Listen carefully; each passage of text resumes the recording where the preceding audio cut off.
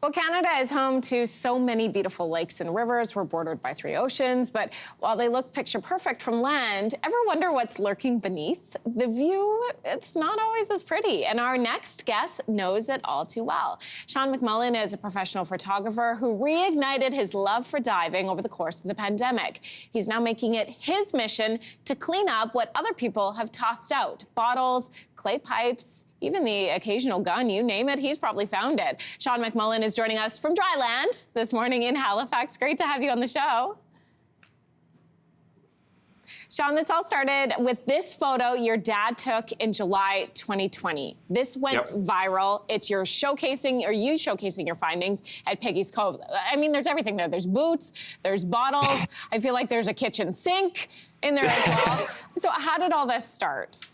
It all started during the early days of the pandemic. Like many other people, I was at home, bored out of my mind, and I needed something to do. And we couldn't. There wasn't a lot you could do back in those days. So I went on Facebook Marketplace, bought a wetsuit, and just got my old fins and my gear from my parents' place. And then I went into the northwest arm of Halifax and pulled out some bottles. And I just remembered how much I loved doing this.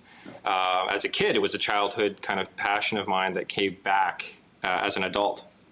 A childhood passion, but listen, you've got a long family history with the water. You've got a family story that gives me goosebumps. It involves a ticket for the Titanic and your great-grandfather, Isaac McMullen. What's the story there?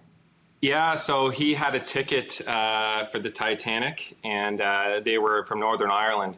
And his father, being deeply religious, when it came out that they said that God couldn't sink the ship, they just thought that was blasphemous. So he told Isaac that he wasn't going to be on this ship.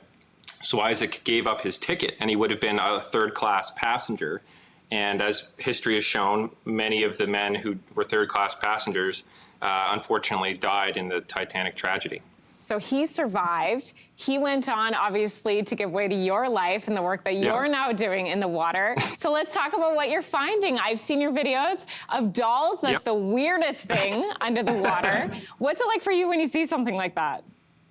I don't like seeing anything humanoid underwater, so knock on wood, I've never found a body, but I've got contacts with the RCMP. It was like, what do I do if that happens? But thankfully, I've not.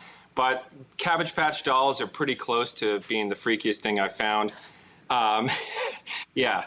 Oh, just wow. Look at these pictures here. They're like, what's that, an owl? There's bowls. Obviously, a lot of trash is ending up in the water, and you're pulling all of that out.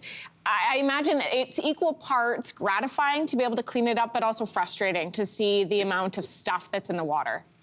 It is, and it's really opened my eyes to any body of water that I, go to. I just know now that there's going to be stuff in it, and it can look picturesque, like, the Peggy's Cove. It's iconic, but that cove in there is just full of stuff, just like many rivers and lakes and other fishing coves across Nova Scotia. But it also has led to some really cool things that I found as well.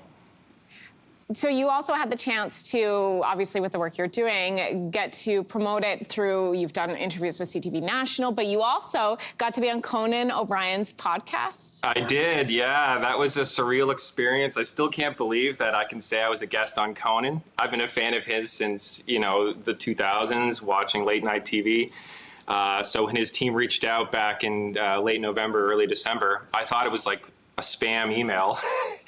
And it turns out it wasn't, so I got to meet his producers, and everyone there was so nice. And then all of a sudden, I was talking to Conan, and he's saying my name, and we're laughing, and it was just an incredible experience. Oh my gosh, Sean, that's really cool. Hey, listen, thanks for the content online, because it's great to follow along, but thanks for the work you're doing to help clean up our water as well.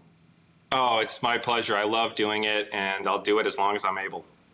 Hey, thanks for watching. If you liked this, be sure to subscribe here, or you can check out more Your Morning videos right here.